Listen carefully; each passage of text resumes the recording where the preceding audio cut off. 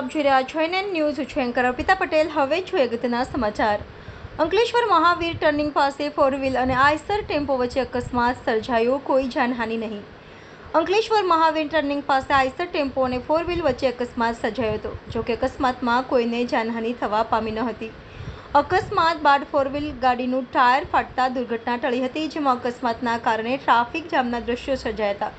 Traffic જવાનો દ્વારા traffic દૂર કરવામાં આવ્યો હતો. NN news Ankleshwar. દર્શક મિત્રો, તમારી આસપાસ બની રહેલી અવનવી ઘટનાઓ વિશે જાણવા માટે એનએન ન્યૂઝને લાઇક કરો, શેર કરો, સબસ્ક્રાઇબ કરો અને બેલ આઇકન પ્રેસ કરો, જેથી આપને નોટિફિકેશન્સ મળતી રહે.